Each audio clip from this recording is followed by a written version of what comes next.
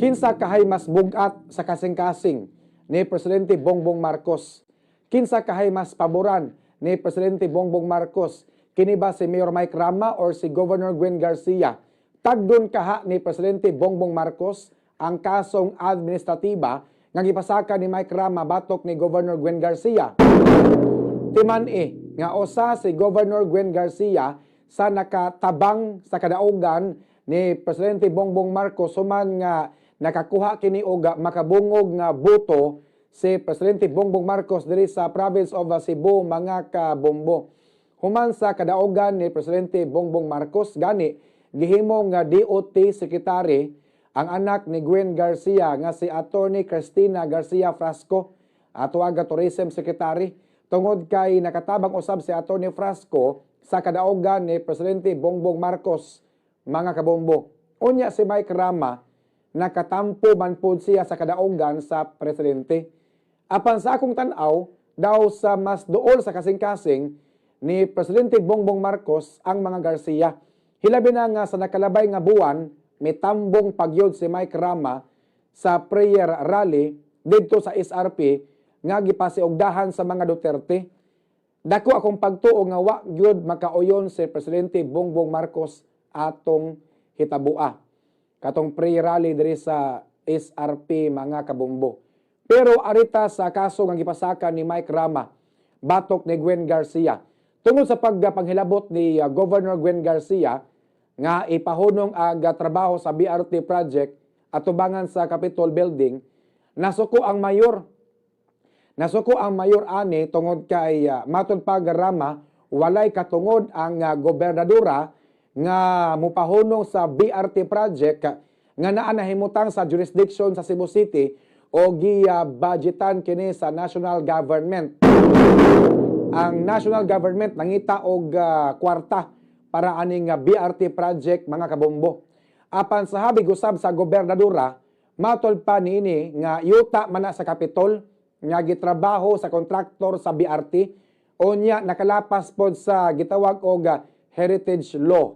Kung butangan og bus station ang atubangan sa Capitol Building, maalihan ang Capitol Building unya dili na pwede matod pa tungod kay gideklarar na sa National Historical Commission nga usa ka historical landmark ag Capitol Building, mga kabombo. Gideklarar sa National Historical Commission of the Philippines nga usa ka historical landmark ag Capitol Building hinungdan nga 200-meter radius gikan sa Capitol Building di na angay mahilabtan matod pa, mga kabombo.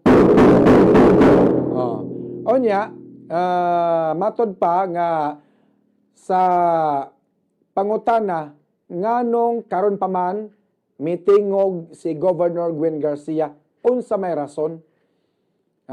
Nganong karon pa nitingog si Governor Gwen Garcia nga supak siya sa pagbutang og bus sa station anha sa atubangan sa Capitol Building. Diha pa nireklamo si Governor Gwen Garcia nga gipabarugan ng mga haligi sa bus station atubangan sa Capitol.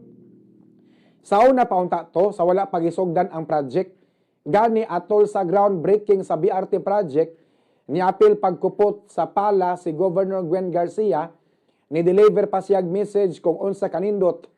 Ni-deliver pa siya og message kung unsa kanindot ang mahitabo kung mapatuman na ang BRT. Apan karon kalit lang kining nimando sa kontraktor nga ipahunong ang trabaho. Nagtuo ko nga nangluod si Governor Gwen Garcia ngadto kang Mike Rama. Tungod kay wala man gud misugot ang mayor nga adto sa Abiliana ang venue sa Sinulog. Mao gini ang gituhuan, mga kabombo, nga rason ug anong nagsugod og aslom ang ilang pagtinagdanay. Kanindot sa offer sa Cebu or sa atong gobernadora. Nindot ayang gitanyag ni Governor Gwen Garcia nga kung ibalik sa Abiliana ang Sinulog, mo donate ang Kapitolyo og 20 million sa Sinulog Foundation Incorporated plus ang mga contingents sa Sinulog sa Kabataan sa Lalawigan, iya usab nga papilon sa Sinulog diri sa Cebu, mga kabombo. Iyang papilon sa Sinulog sa Abiliana ang mga contingent sa Capitol apan wa mosugot si Rama iyang gitagaan og pabor dito gyud sa SRP ang venue sa Sinulog. Pabor kay sa mga negosyante diha sa SRP kay daghang tao. So buhi kayong ekonomiya diha sa SRP. Apan bisan pa man sa mga nindot nga offer ni Governor Gwen Garcia, wala gihapon kini mosugot nga ibalik sa Abiliana ang Sinulog. Og mao kini ako nakita nga rason kung nganong nagsugod og aslom ang tinagdanay ni Mike Rama og ni Governor Gwen Garcia kining pagbalibad ni Rama nga ibalik sa Abiliana ang venue sa Sinulog. Matod pa sa istorya nga to refuse an offer is a big insult. Wa ba ka mainsulto si Governor Gwen Garcia nga gibalibaran ayang offer ngadto sa city government nga mohatag siya og 20 million sa Sinulog Foundation Incorporated bugti nga ari sa Abiliana ang Sinulog 2024 mga kabombo. Tungod kay wa mosugot si Mayor Mike Rama, dito nagsugod nga murag gibikil ni Governor Gwen Garcia ang project sa BRT atubangan diha sa Capitol Building.